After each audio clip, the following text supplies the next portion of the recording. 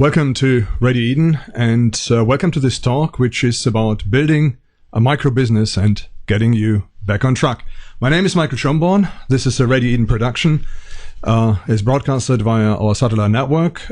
You can find all the information at www.radioeden.com, or alternately, you can go to www.radioeden.tv to get more information, or edenradio.tv. Yeah, so it's a whole variety of channels you can access this material. So if you listen to the radio, check it out on the internet, on YouTube. And if you're on YouTube, welcome. You can see all the graphics as well, and you can follow this talk through on the screen as well. For our YouTube listeners, please bear with us. We need to read out everything so that the people on the radio can't see the screen can follow this talk as well. Okay.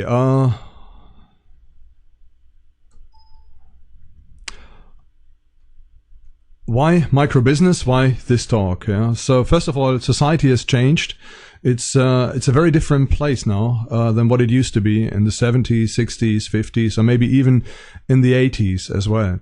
From the 90s onwards, society has become radically different, where suddenly many people, more than ever before, have been excluded from the economic process. Yeah. And you can see this in Eastern Europe. You can see this. I've seen this in Africa.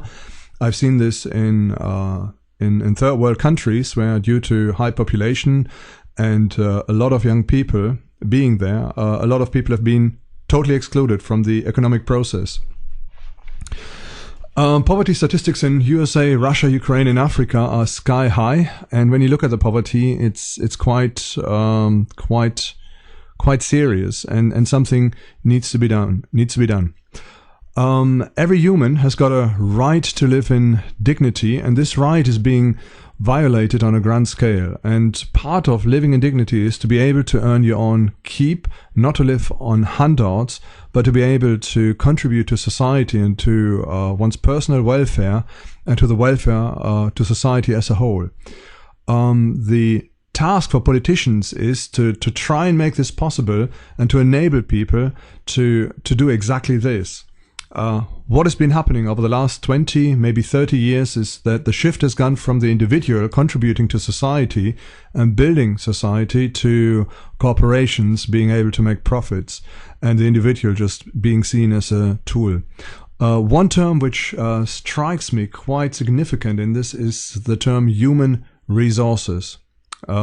Fortunately, as far as I know, in German it's not used. I'm not sure what is used in Russian and in other languages, but it's quite significant that within the English language, a labor force, employees, people who work for a company have been reduced to the term human resource. You've got machine resources, you've got natural resources, and suddenly you've got human resources, and it's all okay. I'm quite shocked by this terminology, but on the other side, it pretty much describes what's happening on a grander scale within our society in the 21st century. The issues we face, and this is why this is happening, are greed, corporations, all about profit, making lots of money. Profit is okay. Everything else is not okay. Yeah. So a social responsibility, a social agenda is, they talk about it, they do a little bit about it, but it's not really done in real terms. There are some really horrendous figures about wealth distribution, that over 90% of the wealth in the world is in the hands of less than 5% of the people, which is really disconcerting. Okay. Lack of responsibility. You know? Go back 200 years, go back to feudal society, even though those feudal lords were sometimes a little bit of a pain and in many aspects quite a bit of a problem as well, and probably not something to desire back, but they understood that they had an obligation to keep the workforce employed, to create jobs, to make sure that people can earn a living, to make sure that people can live, eat, and die in dignity. But politics today is focused on serving the status quo rather than the common man. Yeah. So it looks at other things. It doesn't really. They're concerned about votes, and they do anything to get your votes. But in reality, they are not really helping the nation. They're not really helping to build up a nation or nations which enable people to work for a living, to live in dignity, to build up a life based on good labor and investment of one's own resources into society. Why micro business? Yeah, the big question. Why do we do this talk? Now, micro business. The reason why we do this is that big business has abandoned the working man. Yeah, big business has abandoned the working man. And it's a daring statement on my part, but that is what I see around. That big companies, corporations, again, the focus is on profit, focus is on investment, focus is on the next quarter. The focus is no longer on creating jobs, lasting jobs for people they are serving. There's now very little interest in social responsibility. Social responsibility is moved over to the state. The state then gives a little bit of welfare money, a little bit of pocket money, tries to cut this down as well, and forcing people, without giving them an alternative, into very difficult situations. So the welfare state is cut down more and more, which it has to, because the money isn't there, and the big corporations are not willing to give the money. They're not willing to pay the taxes they owe on the state, and they find loopholes to try and get away from their responsibility. And little people, small people, suffer because there isn't the money available to give them handouts, and so these handouts are shrunk further and further. Now, the alternative shouldn't be to give them handouts. The alternative should be to give them jobs so that they can earn a living, and they should earn a living or enough money which will allow them to live in a dignified manner. So the answer is big business doesn't do it, politics doesn't do it, the society doesn't do it, it's abandoned this concept. So the only answer is you have to create a shadow economy by bypassing big business, possibly even bypassing the state, bypassing the politics of a country, which put you into a certain position where you can't help yourself. I'm saying all this, I've been around a lot, I've seen a lot of things, and I know that in certain instances the state doesn't care for the people at all. I've seen this in Africa, I've seen this in Russia, where but there's very little support for those who fall out of employment. So the only answer is to create your own employment. So create your own business, create your own jobs. Create wealth which will ultimately benefit the whole of society. So you create a shadow economy, you bypass big business, you create your own employment in doing so, and in doing so ultimately you create wealth. So if you are successful, which is very hard and very difficult, but we'll talk about this later, you will ultimately benefit the whole of society. What's my background? Why am I giving you this talk? Now, I've run several businesses, some of them as a disaster and some of them quite successful. I've been employed to run businesses as a business development manager. Again, I've learned my lessons in making many mistakes, but to be fair, one business I was employed to look after is still around after how many years? 14 years. Others in the same position is not. So there's a little bit of success in my life. Other businesses I've been running and I've been trying to run have failed. And some of them have lasted for 7 years. One in Africa lasted for about 7 years. And another business I'm involved with right now has lasted for quite some time, but it's going down as well. I have some backgrounds in creating jobs and in keeping them alive, but also in losing them as well. So I've seen both sides. I've seen the success, I've seen the failure, and with that I may have a little bit of street cred to talk about these things. Now, this talk is meant to give you an inspiration to look out, to look beyond the horizon, and to try and understand a little bit more of what you can do to try and pull yourself up by your own shoelaces, and maybe get yourself out of the mire. I do understand the pitfalls, and I also have experienced the joys of small business development. So there's something there, and something you might be able to pick up and take a little bit further, and hopefully you'll be successful, and you'll be one who will be creating jobs and who will be helping other people to get out of an undignified life. The target audience, you're economically inactive, so you don't do anything because there's no jobs there and nobody gives you any work. You're unemployed. You seek financial independence. Maybe that's who you are. You're in a really bad job. You don't like working for the people you work for. You're in a rat race. You're trapped. You seek financial independence. You want to get out of it. Again, I warn you, whenever you seek self-employment, there are many dangers, and something which you have now, which is a little bit of financial security, may be lost if you give up your job. So you have to be very careful. You're impoverished. Maybe you are right on the edge of society. There's nothing for you. And I've seen many of these people in the Ukraine who are totally impoverished. There's nothing there for them. They need to make ends meet, but they can't make any money. And they have to really fight to try and, meet next month's bills. You require an additional income. Might be that. Maybe you've got kids, you've got a financial burden, maybe you've got somebody who's sick in your family and you need more money. If you're not in Europe and you happen to live in America or in pretty much any of the other countries, I think it's only Europe where you get free healthcare. You might end up in a situation where you need to make some money to try and pay for somebody's medical bills or have an additional income.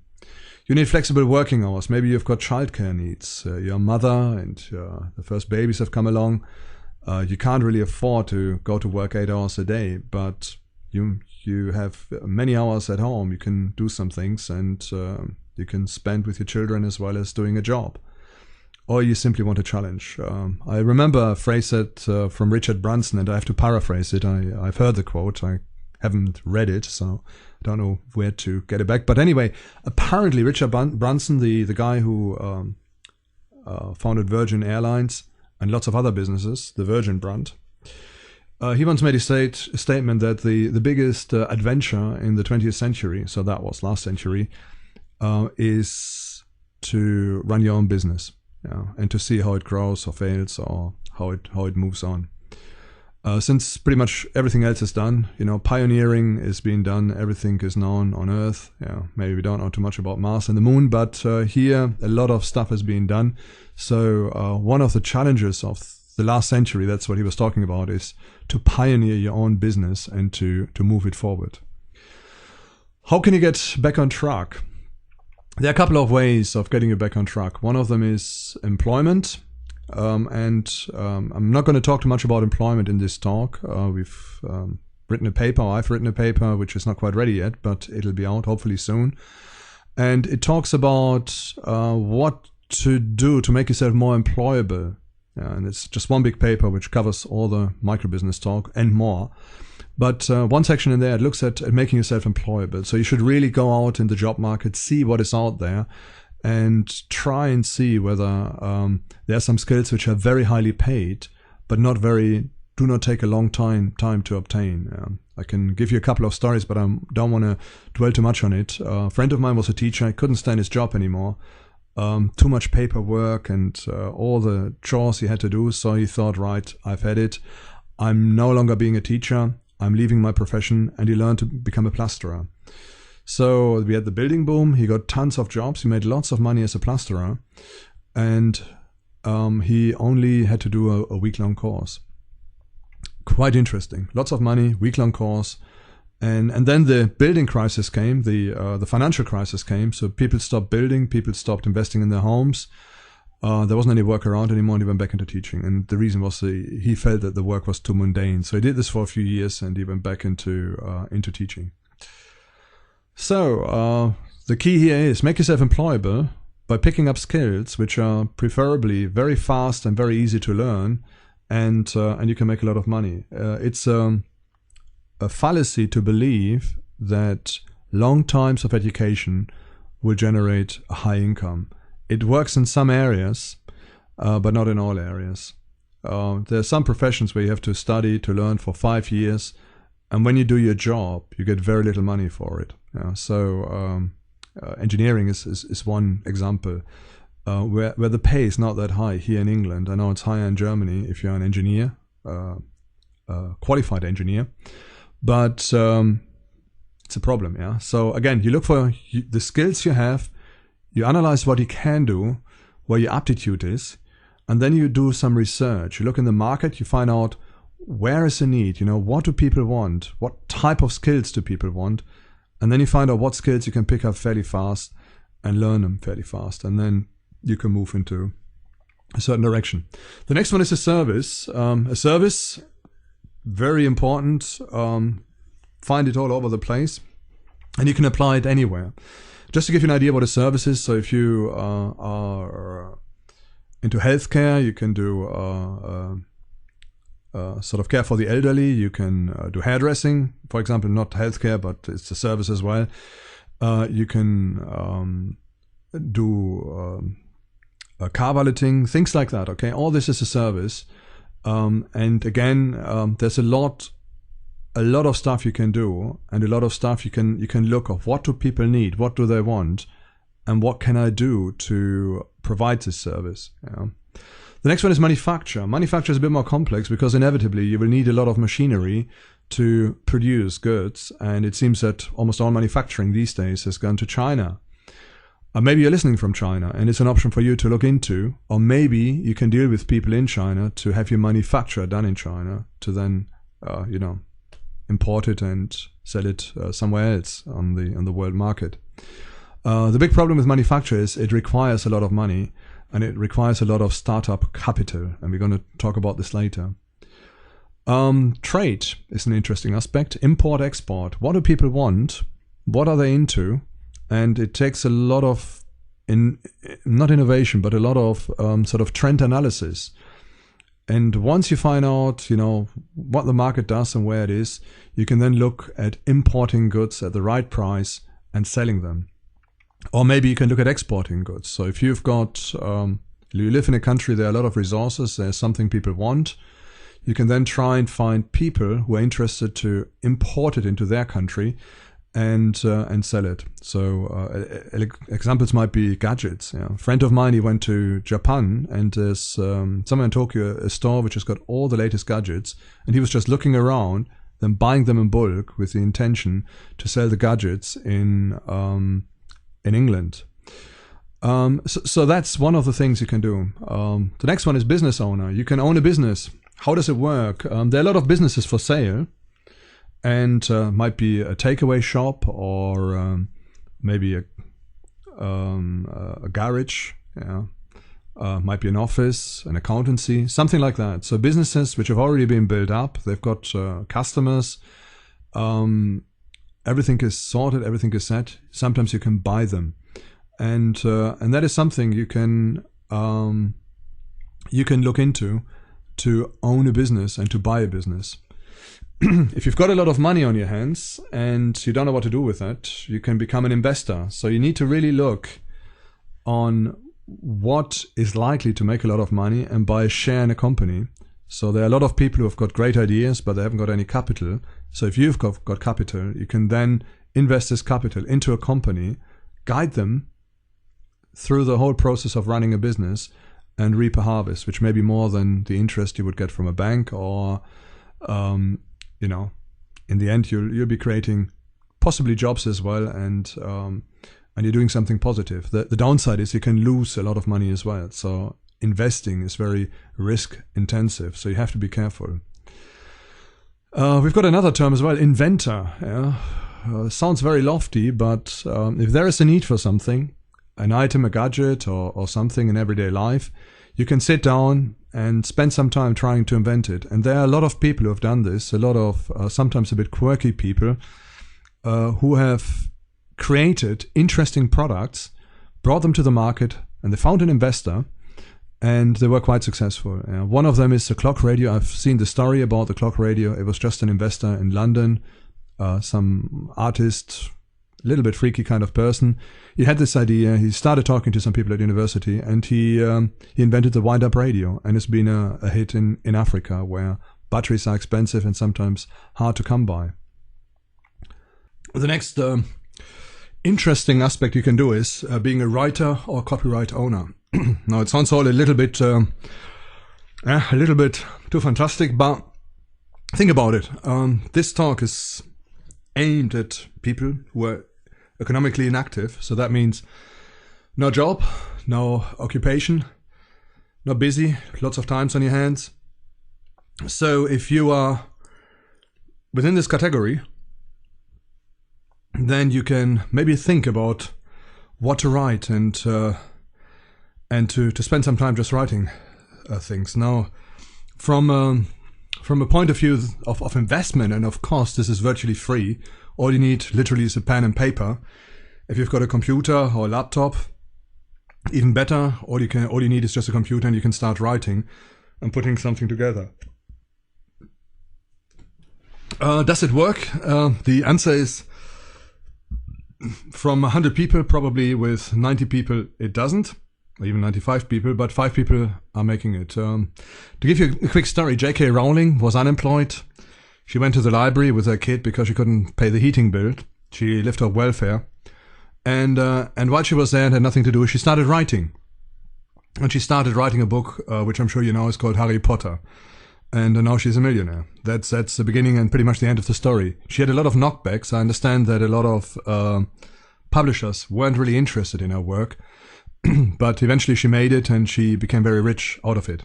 Another guy, he has written a book called, which I personally don't like, so I'm not endorsing it. It's called The Shack. And to me, it's a very weird book, but it was quite a success. The guy lives in Seattle. He wrote this book. He went to a publisher. The publisher decided that the book wasn't quite good enough, so he got an editor on, and they re-edited the book.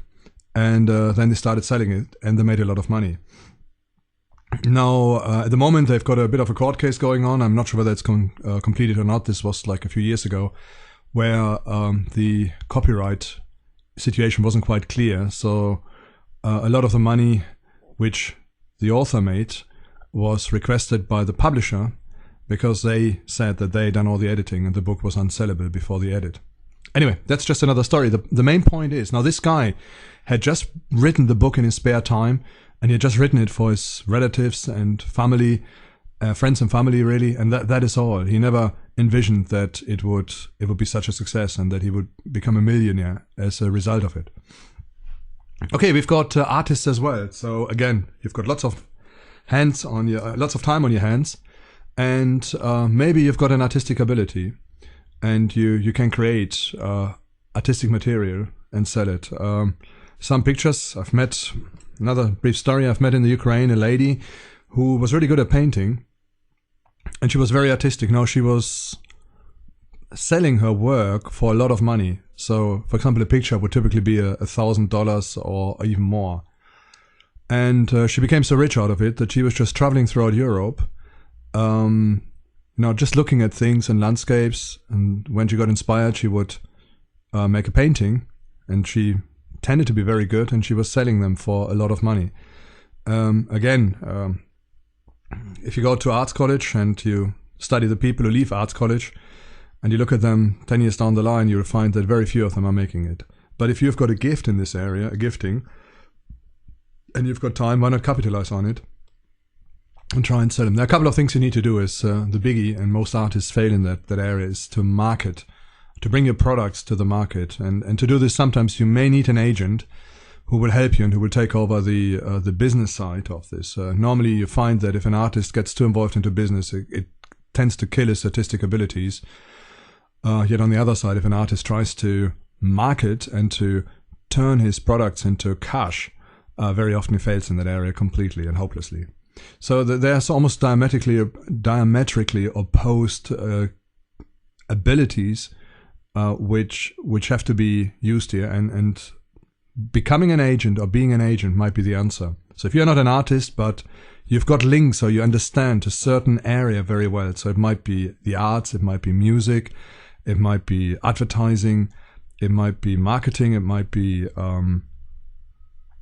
something in sales or in selling products, it might be the import-export scenario, you might be able to set up as an agent. The whole idea is you become the link between two people who want to exchange, who want to have a business transaction, and you organize everything about the business transaction, and as a reward you keep a percentage of the turnover behind. So one typical example is an estate agent. You've got somebody who wants to sell a house, somebody wants to buy a house, a lot of money is involved, there's a lot of communication. As an estate agent, you pull all these things together, and then you get a percentage of the sale.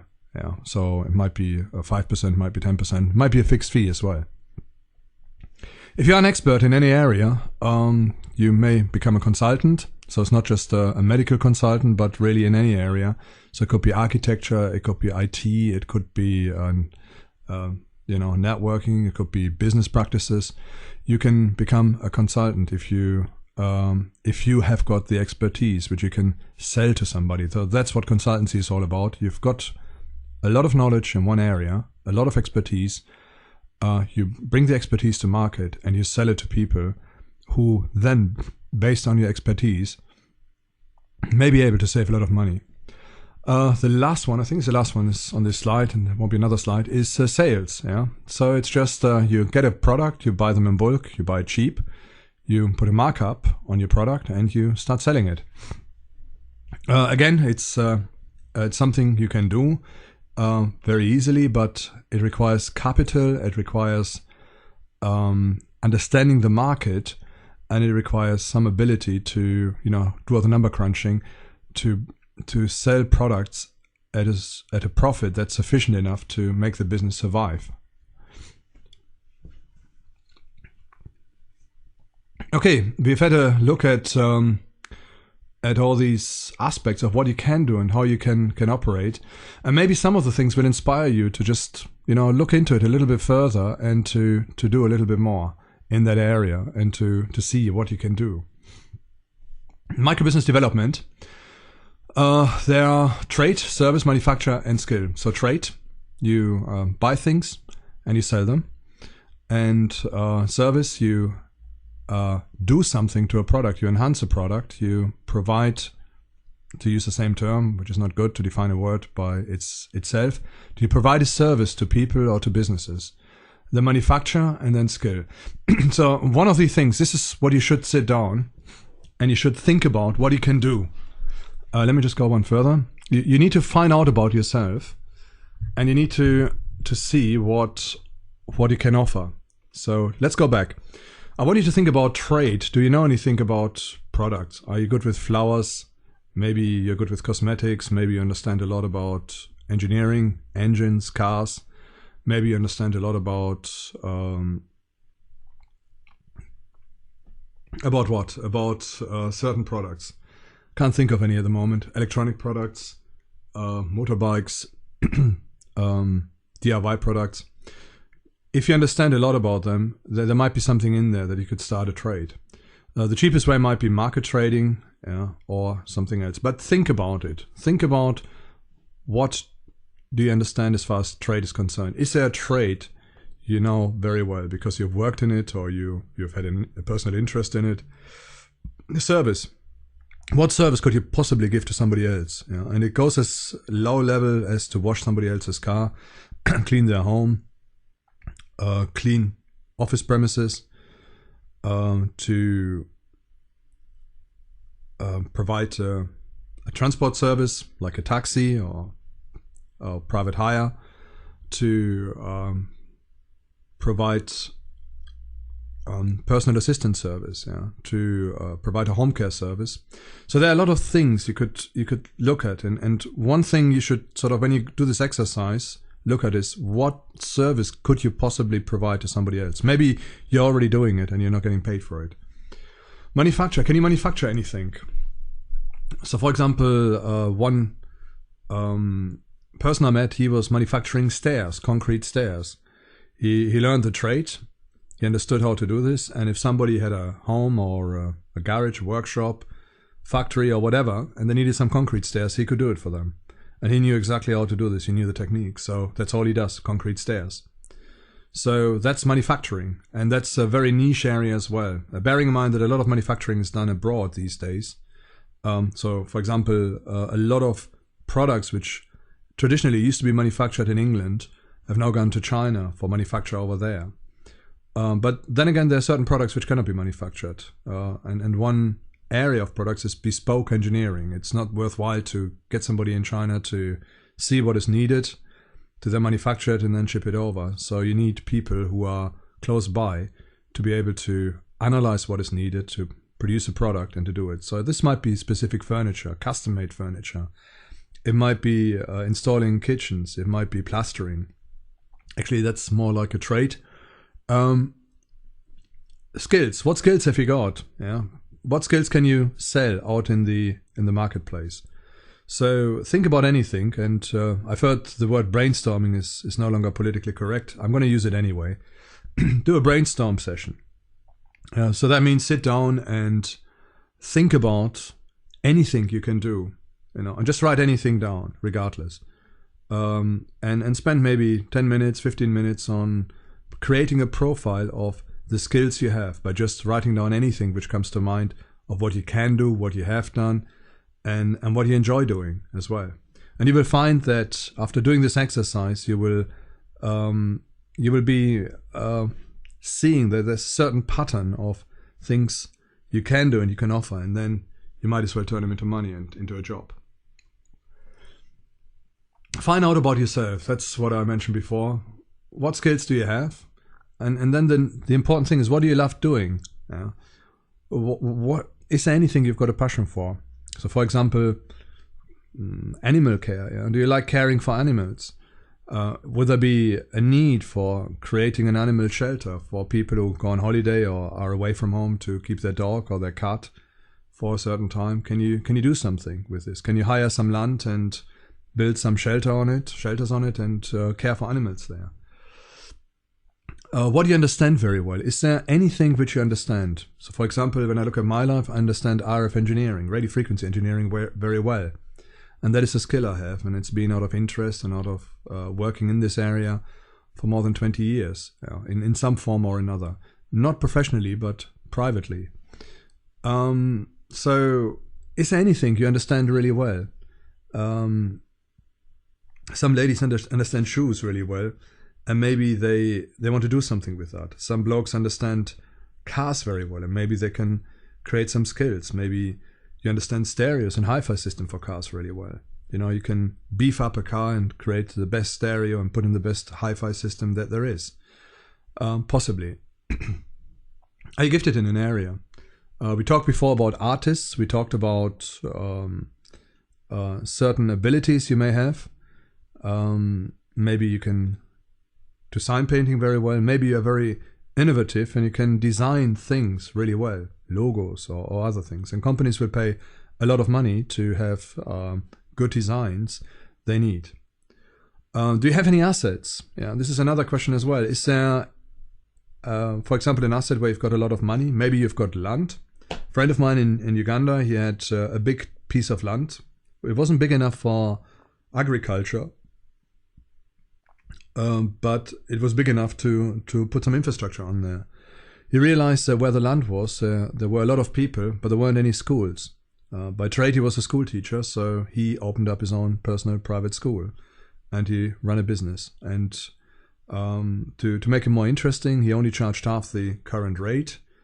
So the kids who were going there would only pay half as what they needed to pay, and they were looked after really well by the school. So that was an asset he had. He had land, but nothing to do with it. So he created something on top of the land, which in Uganda wasn't very expensive, and he was very successful. So when you look at these questions, what skills do you have? What do you love doing? What do you understand very well? Are you gifted in any particular area? What assets do you have? You can create a list answering the questions above, and you can try and see whether there's some obvious areas where you can build your business. Maybe your skills, your love, your passion for things, your understanding of things, your gifting, and your assets all fall into one area. And a brainstorm session will identify these things. And you might find out things about yourself you never thought of before. And it gives you something to look for. And it gives you something to go for, to create your own business based on your ability, your gifting, the love for the things you do, your understanding, and also based on some of the assets you may have at your disposal and you never realize they've got a value. You need to do your market research, and that's very important. You need to find out, you've done your brainstorming, you've got some ideas of the businesses you want to set up, you've got some ideas of how to use your time of economic inactivity and how to move forward with your life. The next big thing, what you need to do is market research. You need to find out what pays. So what business is likely to succeed because people will pay money for it. And also you need to find out what doesn't pay. So for example, I'm coming back to the hairdressing thing. The town I live seems to have one at every corner. Yeah. So if you come to the conclusion, yeah, that's a gifting I have. So you've got anything to do with beauty, spas, sun tanning booth and all that, tons of it there. So if you think, yeah, I understand this, I really like this, and that's the area I want to work in, and I'm going to go to the bank and get a big loan and hire a shop and kit it all out, and then I'm number 51 of the same business, it is not going to pay. Yeah. And it's probably doomed to fail unless you've got a lot of good contacts who are willing to support you. But even then, because they're so widely spread, there's a good chance that it won't exist for a long time. But then, in contrast, there are other things which might pay really well. So for example, dentistry. There used to be a shortage of dentists, and if you went through the rigmarole of doing 3 years of training, you could then set up your own practice and become fairly wealthy and rich in a very short time, because there's simply a lack of dentists within the area. What investment do you need to start up your micro business? What need exists? Yeah. So if you want to find out what pays, find out what needs are there within society and what people really want. And maybe there are sometimes obvious needs where you can't get anybody. A friend of mine has just moved home, and he told me that he couldn't get a plasterer. It was impossible to get one. So obviously, if you hear anything like this, it might be worthwhile to investigate a little bit further. Maybe try to get one yourself and see whether it's possible, or they're all booked up to the brim. If that is the case, then there's a need for plasterers. So why not do a plastering course and start working as a plasterer yourself? What investments do you need to start up your micro business? And as I said, there's the lowest investment might be a piece of paper and a pen to start your economic activity, to start your micro business by writing things which are relevant and trying to get them copyrighted, maybe writing newspaper articles or something like that, or for magazines or whatever, yeah. And then obviously you've got the high investment where you have to buy a shop front, or you have to invest into a shop front on a lease. You have to get a bank loan. You have to pay lots of interest back, and suddenly you're talking not just a few £100 or a few $100, but you're talking thousands of dollars or thousands of pounds. So find out what investment do you need to start up your micro business. Also, there's underinvestment, which will lead the business to fail, and there's overinvestment, which will also lead a business to fail. Underinvestment is if you don't spend enough, and people will not come to you and have business with you because they don't trust you. And overinvestment is you go over the top and you spend too much money, and the repayments to the bank will cripple you, and you will not be able to maintain them, and you end up in a difficult situation. Next one is you need to find out who are your clients and who is your competition. So who are your clients? Who are you selling to? Are they around? Where are they? Where do they go to try and find the products? Do they go on the internet? Do they go to the shop locally? Do they go to the Chamber of Commerce? Do they go to the Yellow Pages? Who are they? Yeah? You need to find out everything about your client. So once you've decided what business you're going into, once you've decided that there's a good chance that it will pay for itself, then the next step is you need to find your clients, and you need to find out who they are and what you can do to try and reach out to those clients. And that is all part of your marketing strategy, which you need to develop in order to be successful. And I'm not talking about bits of paper or big studies, but that can all happen inside your head. But you need to be aware of this, otherwise you'll be doomed to failure. And then the next thing is, who's your competition? I talked about this earlier. If you go into a business and there are hundreds of them doing the same thing, you're likely to fail. But if there aren't, and people are struggling to find somebody to do this, then you've got a good chance of winning and of having a steady stream of work. As I mentioned before, there are certain professions where there always seems to be a demand because they're dirty, people don't want to do it, but there's lots of money in it. And if you are in a position where you are financially and economically inactive, it might be something you will be prepared to look into and to go into. So the next one is financial planning. You need to make sure that your business idea is viable. does your business work? So you have to find out how much money you are likely to make. You look at your minimum performance, and you look at potential maximum performance as well. If you go to the bank to get a credit, they will be asking you for this information, and they will be wanting you to come up with a business plan which has got all this information included, so they can see you thought about it, and there's a good chance that you will make it. Then next thing is, to find out whether your business is viable, you need to find out how much the service or the product costs. So what does it cost you to have a unit of whatever you're selling to the client? If you're cleaning, what does a cleaning cost you to actually do? So you look at your wages, you look at the transport costs, you look at all the utilities you need, like the cleaning utensils and the chemicals you need to do the cleaning. A hoover, you look at how long does a hoover last, when do you need a replacement hoover, and how much does it cost you to maintain the transport to get there. So you put all these costs together, and very often it's a guesstimate, especially when you look at how long is my car going to last, when do I need a new car to transport you to your place where you need to clean. And then the next one is, how much can you charge for the product? What is a reasonable rate you can go for? And then you have to look at concessions and cutting the rate down for getting more work. How much work are you likely to get so that you can pay for all these things? And then you come up with a profit margin of how much money you can make and what you can expect to make with this money, and how much profit you will potentially make. Maybe you can even employ somebody to do this, but again, that's another cost factor which comes in it. How much business turnover will you need to survive? That's the next thing as well. So roughly how much money you need to pay your bills, the minimum. You will know after you do this exercise how much money you need to keep the business going and to pay all the bills. And then you can define off the turnover, the minimum turnover you have to make in order to survive. Next one is capital.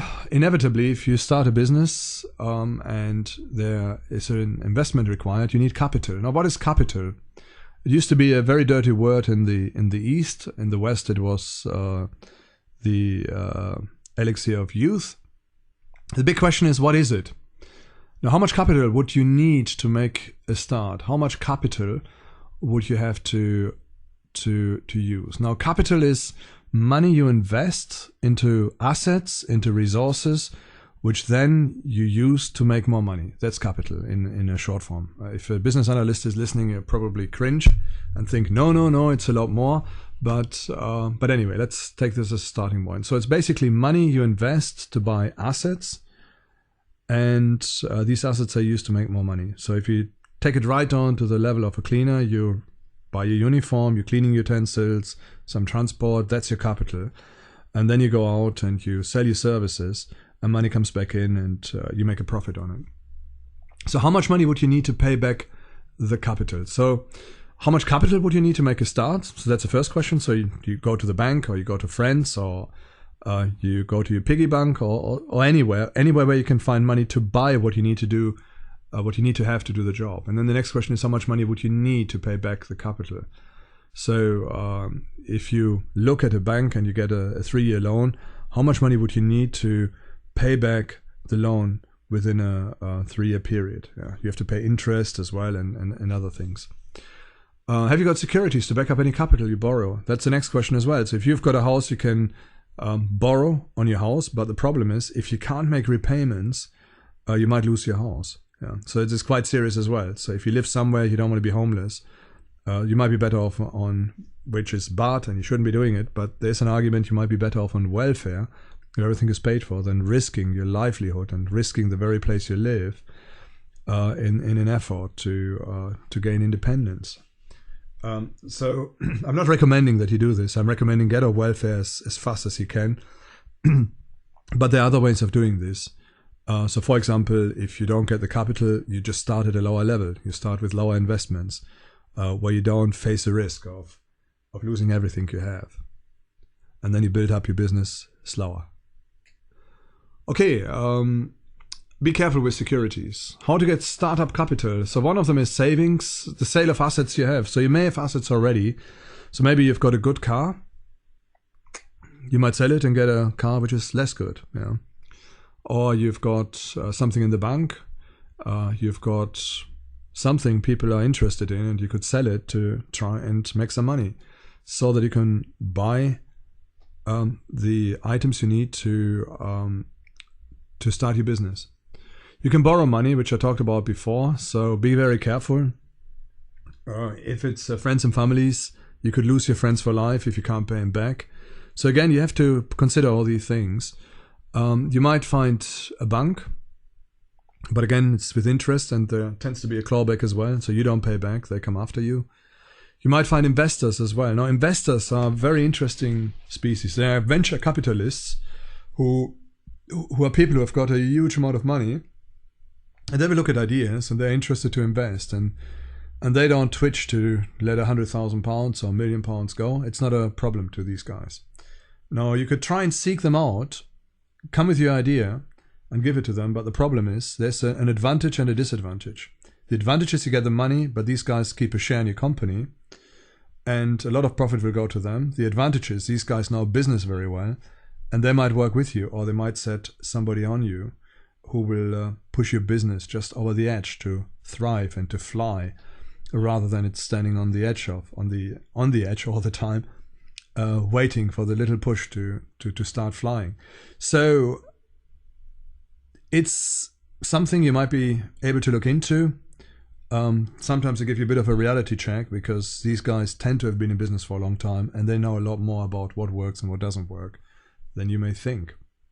The problem is if you go into it yourself and you have got your own business idea, very often you go in, or we go in, too green-eyed, and we think that the world is wonderful and everybody will want the product, because we are simply absorbed by the idea of our project.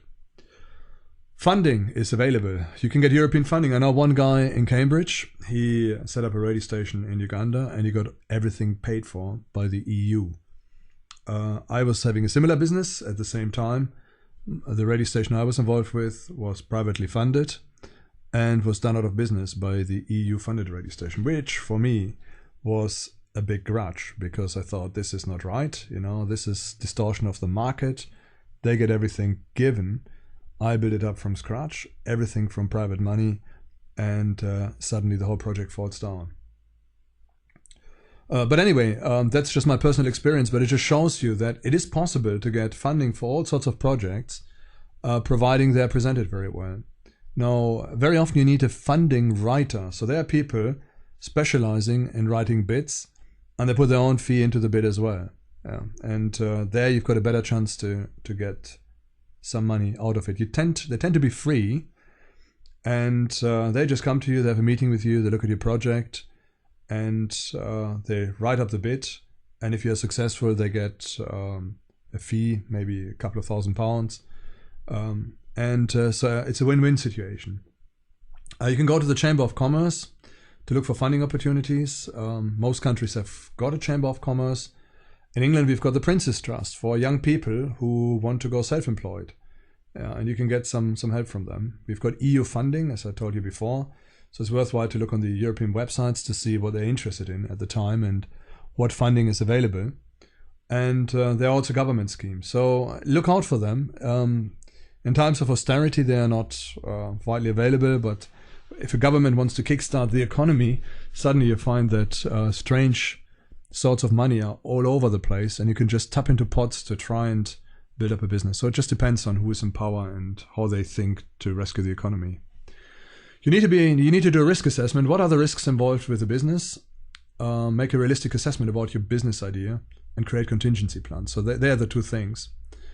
So for example, if you start a business, are you likely, or is there a chance that you can lose your house because you put a security up, your house as security to try and get a business loan?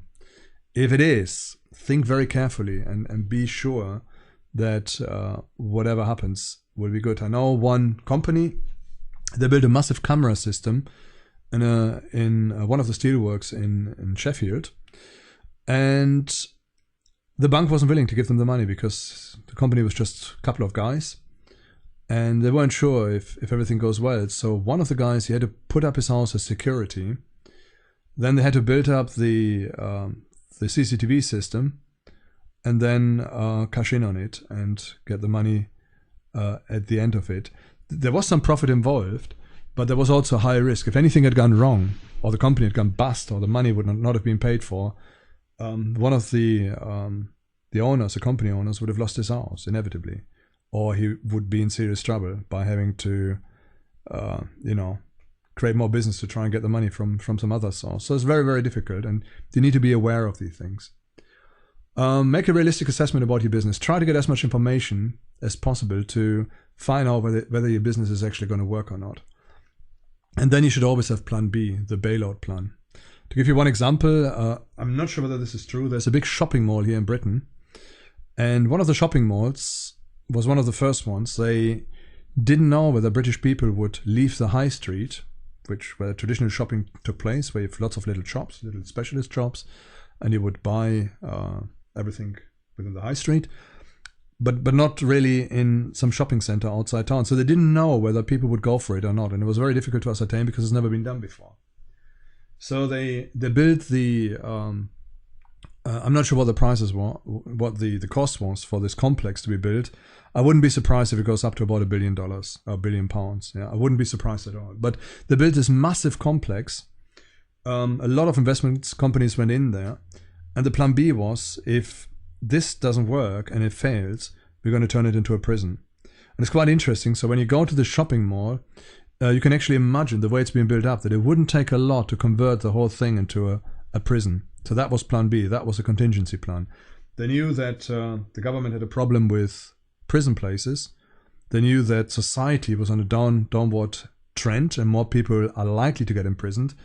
So they decided to build this private prison, and to offer it to the government in case this project fails. So they had these two projects. A very interesting scenario, and as it worked out, sort of 20 years down the line, it's one of the most successful shopping complexes in the country, and it's been repeated all over the country, including all over Europe.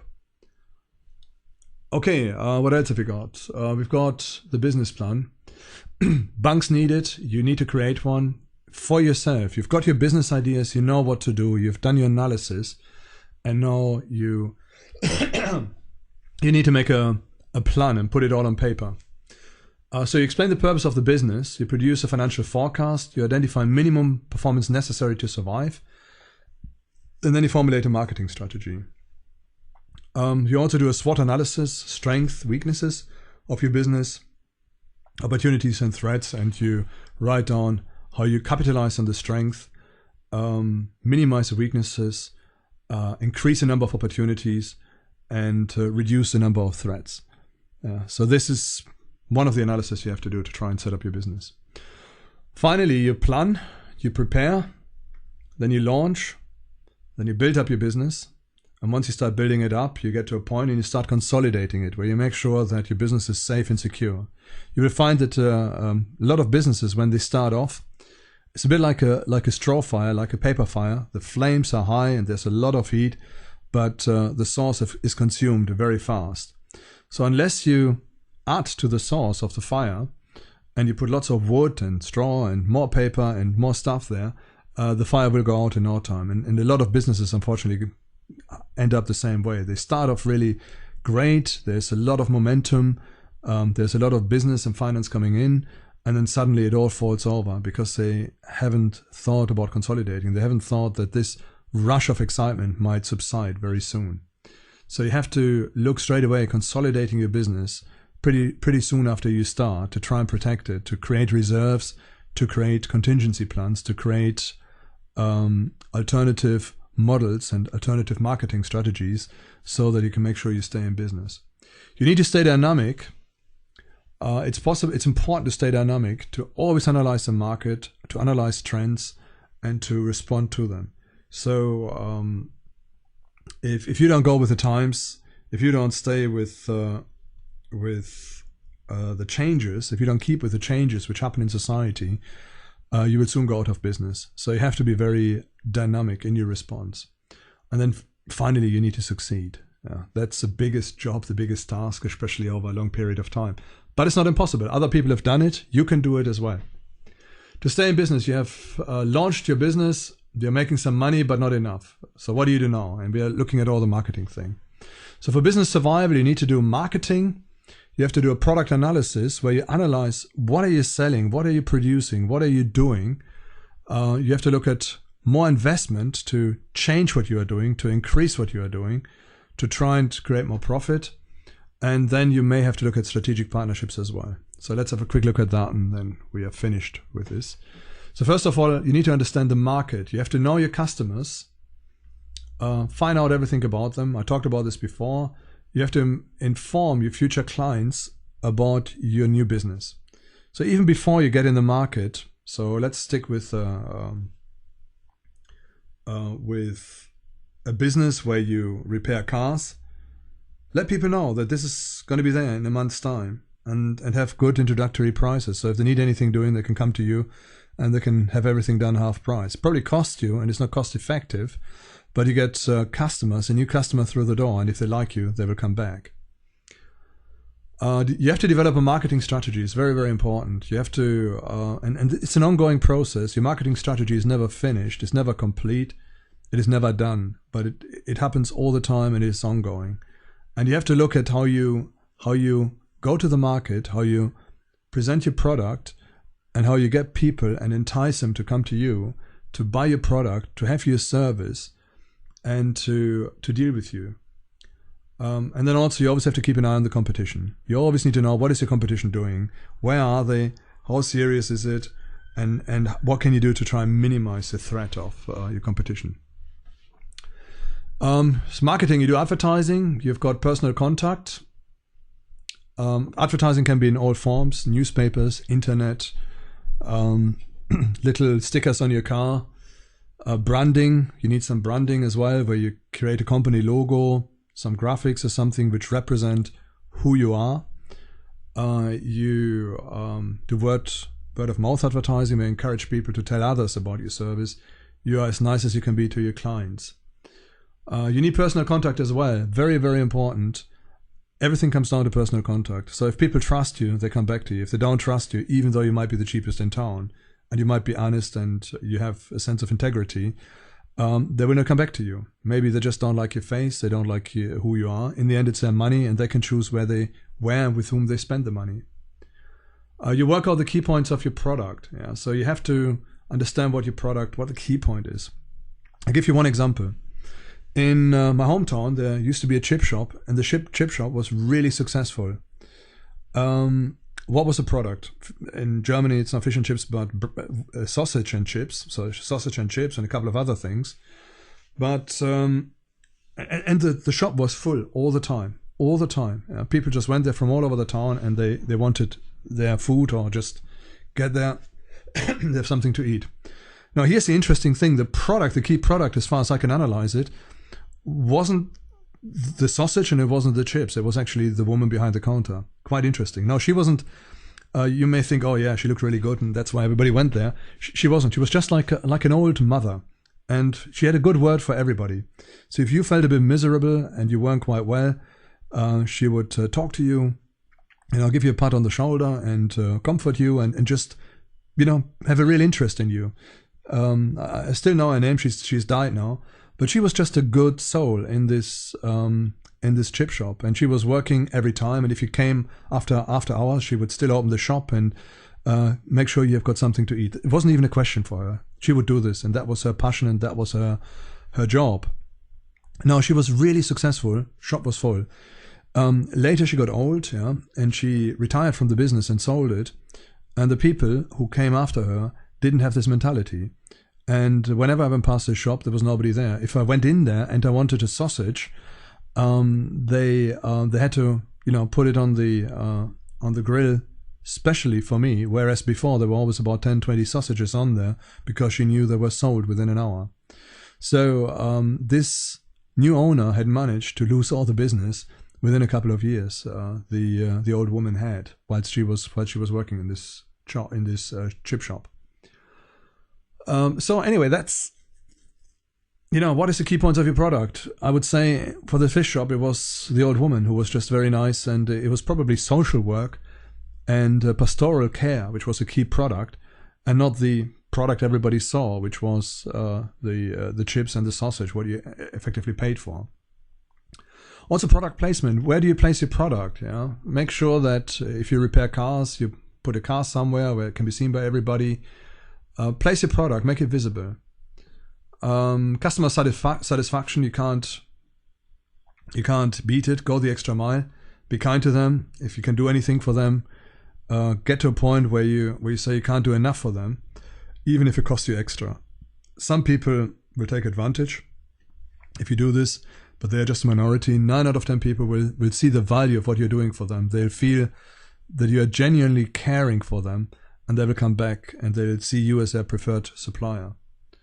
Look at other strategies as well. Look at your sales strategy via phone, in person, email, or simply taking it to the market. Market could be a physical market, or it could be shops or whatever. And then there are also marketing agencies. I'm not quite sure how good they are. I've never used one, but they are available. And actually, not me, but one of the businesses I was working for, they used a telephone canvassing firm.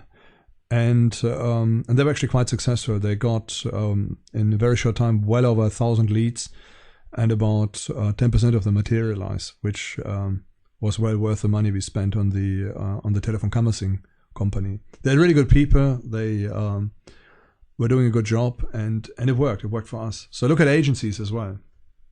The strategy. So we talked about, just to go back to the slide, business survival. We've got marketing, product analysis, investment, and strategic partnerships. This is still part of marketing. We've got a strategy.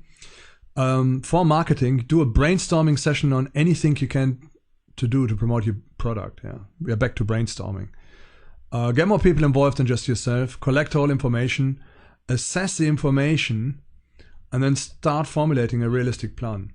Develop a long-term and a short-term strategy. So that's very important as well. So business in the UK, big business, they're just interested in quarterly dividends. It doesn't work very well. You should also have a long-term strategy. Where do we want to be in 10 years' time? Where do we want to be in 5 years' time? Even though it is impossible to predict what's happening, you should have something to aim for and to move the business into a certain direction, either to shrink it, to grow it, to spread it, whatever it may be. Okay. Product analysis. You look at your product. How is it performing in the market? Can you change your product or improve on it? That's another big question you need to ask yourself. Can you make your product more suitable to the market? So sometimes things are sold people don't really want, and the market isn't ready for certain product. I've seen this with a lot of software products which are so good that people don't really know what to do with them. One example might be Microsoft Word. If you ever understand what's in it, it's a fantastic product. There's so much in it, but yet all people do is maybe about 5 or 10 functions, and that's all they need. They want to create a table, create a spreadsheet, do a few things here and there, and that's all. So is there a cause for changing the product? And the answer might be yes. Maybe Microsoft Office is quite expensive. Maybe you have a different product you want to give to people. I mean, I'm just going to go with this example a little bit further. There's OpenOffice, and OpenOffice is a free product, but you're allowed to charge a distribution fee. So you can go to a computer fair, which I once did, and you can't charge for the software. They can copy it as many times as they want. It's open source, but you are allowed to have a reasonable charge for the distribution, for the carrier. So I can sell the CD, the cover, and everything else where the software is on, but I can't sell the software. So I've done this, and I charged a couple of pounds, and quite a lot of people bought it as well. So it might be just a business idea as well to go into where the product is not quite good as Microsoft Office, but it's what 90% of the people really need and all they do, and they can have it for £2 as opposed to £200.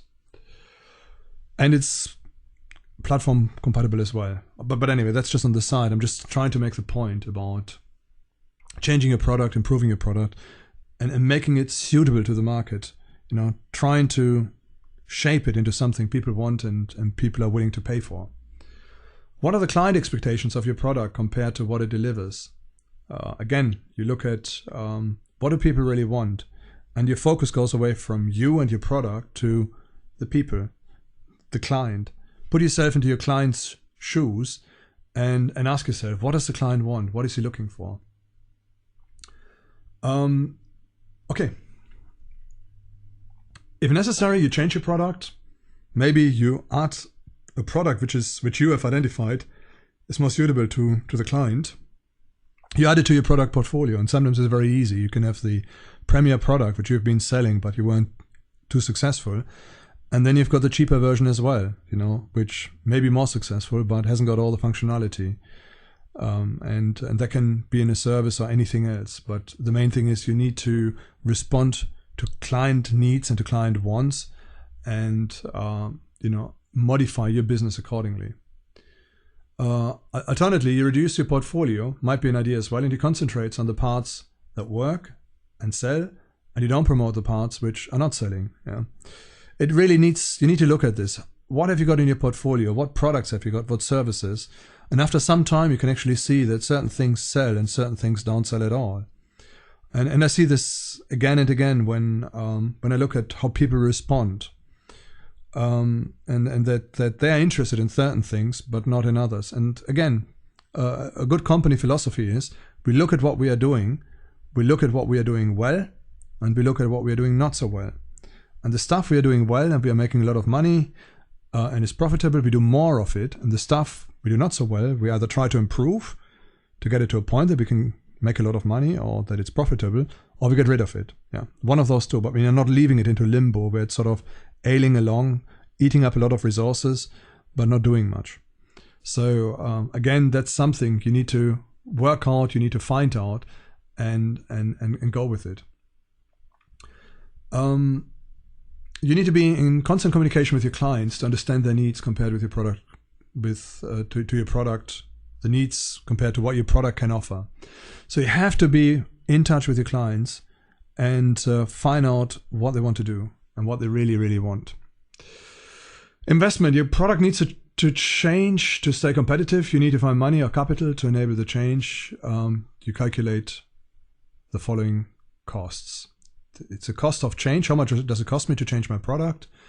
Will it increase the revenue? And can you make a prediction of how much your revenue is going to increase? And then straight away you can see whether it's going to work or not, or whether it takes a year or 10 years to break even.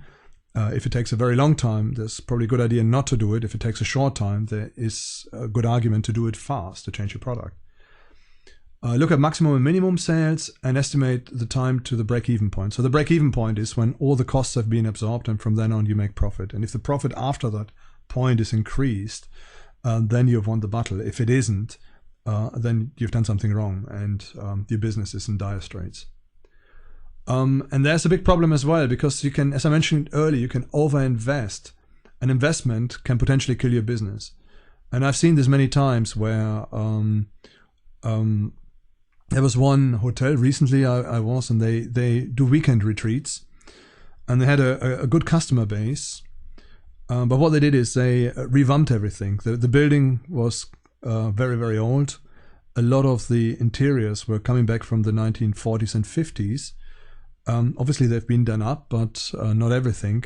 And so they had to do a major revamp. So they did this, a massive investment, and they suddenly faced the situation that they couldn't pay the bills. So they started selling off assets to try and meet the liabilities they had. And so the whole project was going down and down. In the end, it's at the point of falling over, and they have to look at selling the whole business, and hopefully walk away with the owners. Hopefully walk away with some money after they've sold the business and not have nothing. Quite a tragedy, but that was a typical example of overinvestment. So they invested a lot of money, but it didn't bring the returns they expected. Okay, so ensure the business is not going to kill you. Source of investment. You can put profits aside.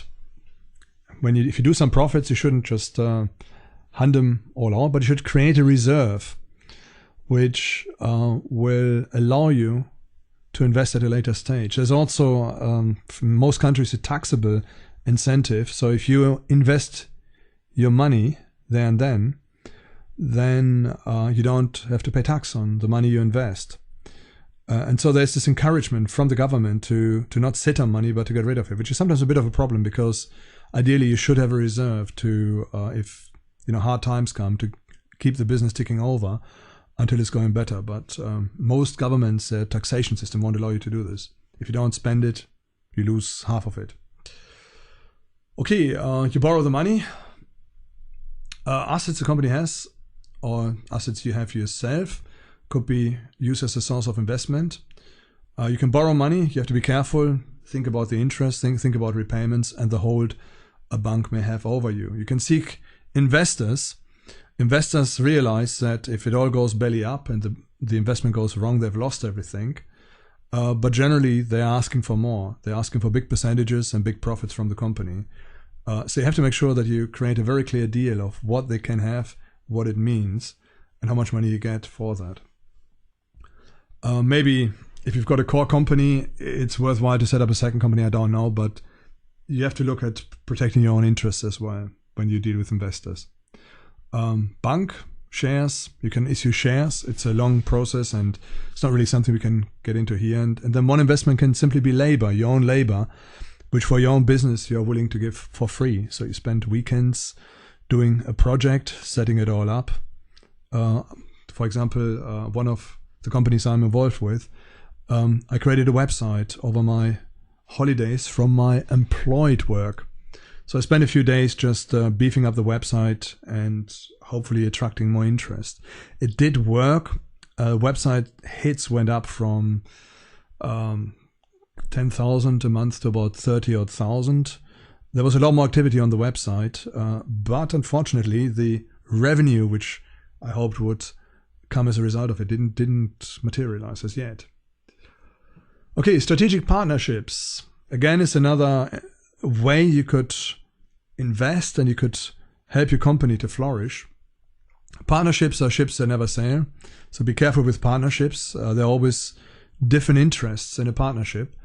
And you have the problem of human nature. And human nature is blessed with greed, envy, jealousy, corruption, and lots of other things which are not that pleasant. So you really have to know who you work with and what your partnership is all about. I've got tons of examples where partnerships have gone wrong and where people have been trying to take advantage of one another, the end result being that nobody had anything and that the whole business failed. What is strategic partnership in a small business scenario? One partnership might be that you offer a service to clients and both businesses profit from that. And I give you one example. A friend of mine had a picture framing shop. And again, another friend was an artist who was unemployed. He had no work. So he allowed him to stand in the shop window to paint pictures. And people were really interested in what he was doing. And every day as they were going past the shop, they saw this young man creating this picture from nothing into something beautiful. And then sure enough, people came in and they started asking for work to be done for them. So they started commissioning work. And that was quite good. Now, if they commissioned the work, the artist got his money, but the guy in the picture framing shop, he was able to frame the picture afterwards, and so he got some money as well. So he could create some turnover, some revenue. Now, the whole relationship broke down eventually. I'm not quite sure why. There was something. I'm not sure what it was. And then obviously both lost out. You know, the artist lost his place to draw his pictures. He thought he could do it from home, but people just wouldn't call him up at home to ask him to draw a picture. And obviously the business owner, he lost all the picture framing business as a result of the pictures that had been painted in the shop window. Okay, in the end, the term for this, what I've just described, is symbiotic relationship, and these may work. Symbiotic relationships is sort of semi-parasitic. One example is, I think it's elephants or hippopotamus. They've got some parasites, and there are birds living on them who live off those parasites. So these birds, they fly around where these animals are, and if they see one of these parasites, they pick them out of their skin. The elephant or the hippopotamus, I'm not sure one of those animals which one it is. They're happy. The bird is gets his full and is not hungry, and it's a relationship which works for both. So that's symbiotic. And you have to make sure whenever you create a partnership that the relationship is symbiotic, that it's not two different interests focused on the same product and people wanting to get the same amount of money out of it. But there needs to be some sort of reliance where one relies on the other and both profit from this relationship. You need to have a clear division of business if you do a strategic partnership. You need to clearly identify whose is what and what are the arrangements, and ideally put them down on paper as well. Inevitably arguments will come, especially if one is more successful than the other. And if you've got a contract, then you've got something to refer to, and you've got a little bit of protection. Always have plan B. Consider what you're going to do if the strategic partnership breaks down. Are you going to do something else? Are you going to carry on? What are you going to do? So have plan B ready. And try to work with your and your partner's interests at heart if possible. So you work with your own interests. It makes sense. That's what you do anyway. You work for yourself. But be good, be kind, and also have your partner's interests in mind. Yeah. So if you can promote his business, do it at any opportunity, and be kind to your business partner. So hopefully that he will do the same for you. Human nature is rotten. That's my opinion. All we can do is try to do the best and to build up something which is good and well for all around. And maybe sometimes through an attitude of forgiveness, of gentleness, of kindness, and of seeking the welfare of my neighbor, I might change him a little bit as well, that he will do the same thing and he won't just take advantage of a good nature. So be good-natured in all of this. Okay, and that is the end of this talk. If you want more information, go to www.radioeden.com, www.edenradio.tv, and also www.radioeden.tv.